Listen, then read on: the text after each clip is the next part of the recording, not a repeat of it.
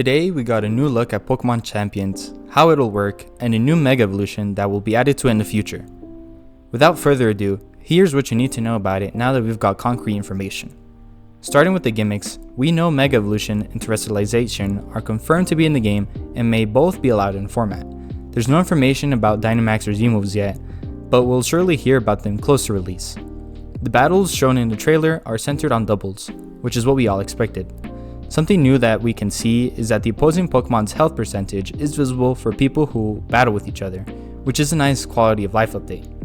Next up, we got introduced to how you'll use Pokemon in the game.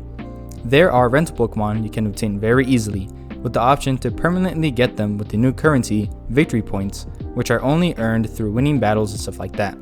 You can't buy them, which is great. The selection of rental Pokemon will rotate every now and then so you have more team diversity. Upon getting one, you have a time period of 7 days before you have to return them. Rental Pokemon that you decide to permanently buy probably won't have the option to be sent to Pokemon Home, but that's not confirmed yet. However, it would most likely happen because Nintendo needs a reason to keep selling mainline games. Speaking about the mainline games, you'll obviously be able to send over your own Pokemon from those games to Champions and vice versa through Pokemon Home. It looks like the Pokemon you can obtain in Champions won't be shiny, have marks, or have size differences, which is fair and allows people who do have Pokemon like that to show off and use them. Next up, we got stat training. The whole EV and IV system has been reworked to be super simple for everyone to understand. Well, it's actually only the EV system, because the IV system is non-existent here. Another prediction that's going around is that all Pokemon will have perfect IVs unless you send over a Pokemon from the mainline games that has a specific set. The EV system, as I said before, has changed. You'll now see how many actual stat point increases you have available compared to the old 252 point system that didn't accurately do that. With this change, they've added an extra stat point increase.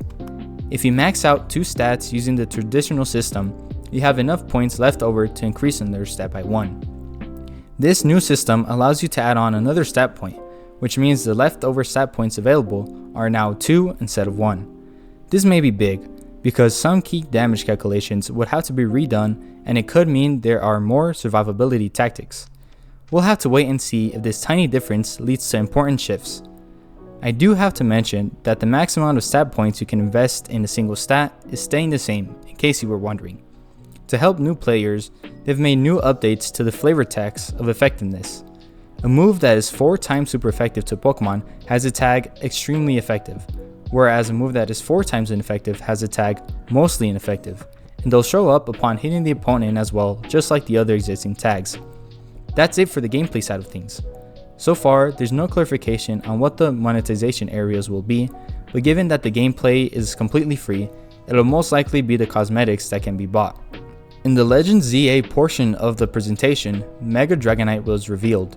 Given that Champions is definitely gonna be regularly updated, expect to see it and other new Megas in Champions a couple of weeks or months after there's Pokemon Home support and their data is in the game.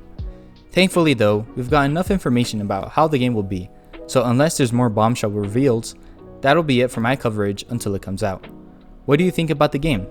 Let me know in the comments. I'd appreciate it if you liked and subscribed, but as always, I'll see you in the next one, so be sure to save your game before closing.